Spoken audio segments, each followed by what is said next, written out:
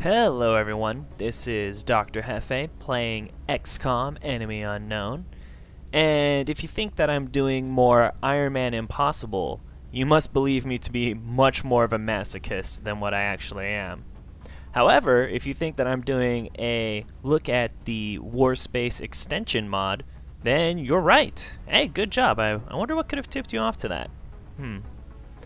Anyway, this is a pretty cool mod so far. I've done a couple missions with it, and it kind of rebalances the entire game. So let's look at some of the more obvious things that are changed right off the bat. So let's look at the research. So the first thing you're going to notice is that the research time takes a lot longer than before. So like xenobiology, I think it normally takes 8 days with 5 scientists. This is taking 10 days with 10 scientists. I expected that would be a priority research task, Commander.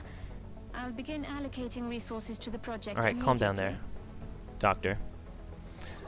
But this is still just, sorry, I thought I had 10 scientists, but this is 5 scientists and a laboratory. So even though I'm decreasing research times, it's going to take a long time, which I'm kind of alright with, because towards the end of the game, in my classic playthrough, I was able to research pretty much any project in 1 to 2 days, which kind of made this entire point of building laboratories worthless by the end game. So this looks like it's going to at least stretch out the research times, kind of make those laboratories a bit more useful. Let's also look at engineering. So if you're going to buy items, say I want to build this nanofiber vest, look, it's going to have a duration of 5 days. It's not going to be immediate anymore, so you're going to kind of have to strategize your building of items. You can't just suddenly see a new UFO coming and be like, oh snap, I need to build a new weapon for my interceptor, or oh snap, I need to build some weapons for this new UFO that we shot down. No, you got to plan this stuff in advance, which makes a lot more sense. In the classic XCOM, you had to wait to construct items. Although you were able to assign engineers to the construction projects to either speed it up or prioritize certain things that you were constructing. So it's kind of like a little balance in between the classic and the new. And finally, let's look at the barracks. So as you can see, there's no longer named soldiers, they're operatives. Kind of makes sense, you know, we are a secret organization. So we have operative first class, I believe. Let's look at these guys over here. And as you can see, they're going, all the classes have been completely overhauled, which, you know, doesn't really change much, but it's kind of a nice language change, wording change. And also the classes have been changed up a little. So as you see, your sniper automatically starts off with squad sight, which is pretty awesome. I actually think that that was the one thing that all snipers need to have, and it's pretty cool that you get that the first rank up you get, because that's probably one of the most useful skills. And then once we actually get into battle, you kind of see how some of the weapons and some of the enemy AI has been changed, and even the enemies have been changed. So let's go out there to that UFO crash site. And you guys can tell I'm in the very beginning stages of the game, only got 4 operatives.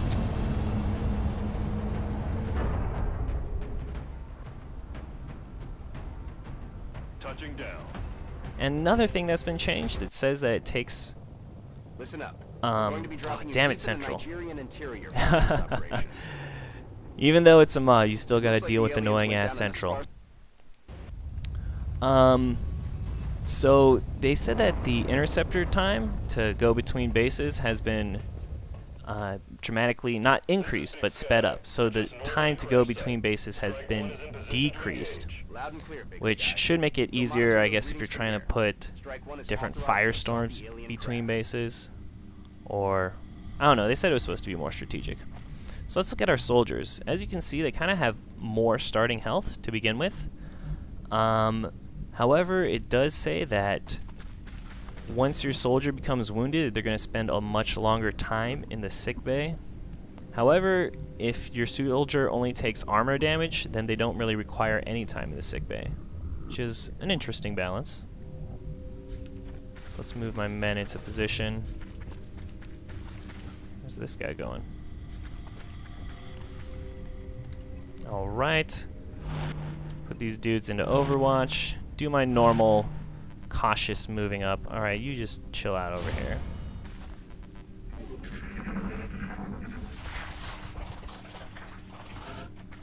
Also in the mod description, they stated that they unshackled the AI, which means that you're going to have more than, I believe the maximum was like 3 enemies firing on you. So that's pretty cool that you can now actually have a lot more enemies attacking you.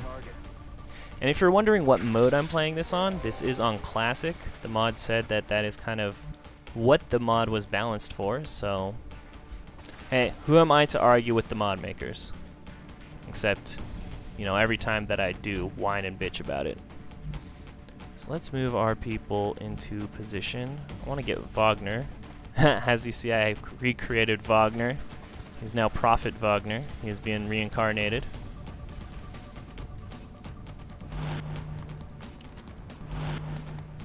So let's see if we can actually get into some combat. I think one of the things that you may have noticed, it was really quick there, but the sectoids start off with more health, even on classic mode. So instead of having 3 health, they now have 4 health.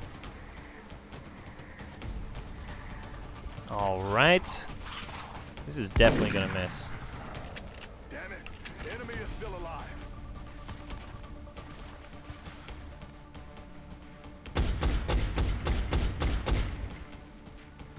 And these shots still do take forever.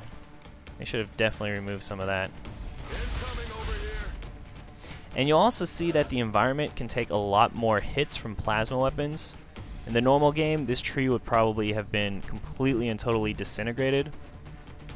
But now in this game, like, that tree is able to withstand some damage. So that actually makes it kind of more useful for you to take cover behind the rocks and trees and other objects that provide cover, because you're not as likely to have it destroyed and then have your guy just standing there. Of course, that means you're not going to be able to just destroy the enemy cover, if that's your strategy, which is a pretty good strategy in the game, but not going to be able to do that. So let's see if we can have Wagner live up to his ancestor's name. And now you can see the percentage to hit has also been drastically reduced. So it makes you it kind of makes it more advantageous to get into a flanking position and get up close on the enemies. But I also believe the enemy's percentage to hit has also been reduced. So it's kind of like it's a little bit more strategic. You kind of have to flank, move up, like get into close range, and the enemies won't be able to like pick you off from far range. So it kind of allows you to do those flanking maneuvers. So let's see. Yeah, it's much more easier to hit someone who's being flanked. As you can see, 20% chance increase. But I'm going to try and kill this guy, because if you guys remember, if you kill the one who is having the mind meld, this guy, it's going to kill both of them. But I guess that's not going to be in the cards today. Unless I'm lucky right here. There we go. Oh, sorry, your psychic link has been broken. Bam, you're dead. Now for some reason I'm unlocking achievements again. Alright, we'll move up. Here comes some more sectoids. Unfortunately, I won't be able to show off different enemies and how they've been rebalanced.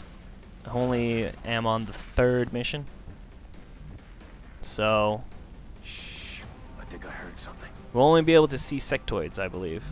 Or I guess whoever else shows up once you get inside the alien ship. What is that, the big energy guy?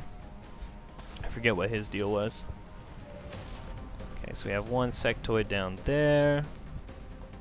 I would like to be able to flank around these enemies, but I guess we'll have to make do with this. Can't even see the enemy. Let's move into a better position of cover. And Farouk. Here we go. Let's see what this guy can do. He has 5% chance to hit. So let's put him actually on Overwatch. That'll at least keep the enemy from moving around. I do believe that if you're in Overwatch, enemies will still not try and move around if it means that you get a reaction shot. So this will at least kind of keep them pinned down for a bit. It's raining death over here. Wow, I thought they were shooting at Mandela over there, but no, they were shooting at poor old, I forget who I named this guy. Ah, Wafflin, Kaiser Wafflin. Alright, so I'm going to do the same strategy of run up and try and kill this little guy. Actually, let's change it up. I want to show you guys something else that's kind of been changed up. So if you look at the frag grenade, they now do 4 damage. So same kind of idea, 1 frag grenade can kill 1 sectoid, but I suppose it'll be a little bit more balanced for stronger enemies. At least these normal frag grenades are going to be able to do more damage to them. Let's see what the rocket does. Still does 6 damage, okay. And also, if you guys didn't notice, the normal weapons do a lot more damage as well. So the assault rifle does now a base 5 damage, and I don't know what the shotgun does, but they all of your starting weapons have increased damage. And the mod maker said he wanted to make it so that you could actually use these starting weapons. They are viable to use throughout the entire game. So while plasma and laser weapons have their own distinct advantages, they also have some drawbacks. So it said something like laser has a very high chance to not do as much damage. It has like a very wide range of damage that it causes, and plasma weapons are a lot less accurate. So it's going to be harder to use them, as, you know, they do a lot more damage, but you're going to be less likely to hit. So you have some drawbacks. Some advantages and drawbacks for both. Alright, Mr. Wagner. I don't believe there's any enemies for us to find over here. I think we're just going to have to wait for that one elemental dude to show up now. To withstand an impact like that, at such a velocity, the materials used in that vessel's hull must be at least an order of magnitude beyond any element we know of. Any element we know of. Oh, how I have not missed you guys. Let's see. Put these people into Overwatch. And yeah, you can hunker down.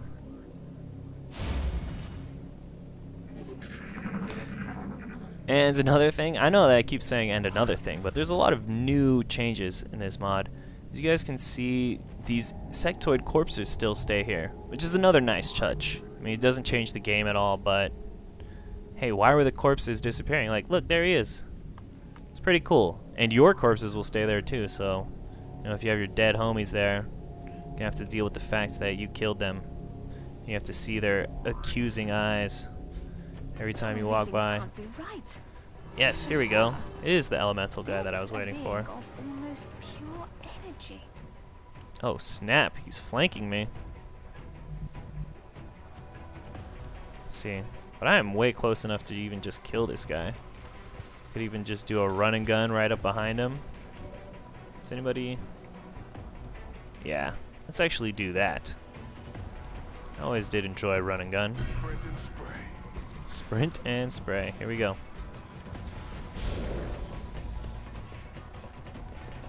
Hey, what's up, buddy? Don't mind me, I'm just crouching right next to you. Yeah, see, up to 8 damage with the basic shotgun. That is awesome. Oh, the Outsider, that's what those guys are called. Alright, so that's a first look at XCOM Warspace Extension. I'm actually enjoying it a lot. It gives a pretty nice little retweaking. You can still use the same strategy in this version. Our troops really came through on this one. I'm Shut glad up, everyone Dr. made it Valen. back safely. But, yeah, you can still use the same strategy and don't have to completely change it up like I was trying to do in the Impossible mode. And I'm liking these changes.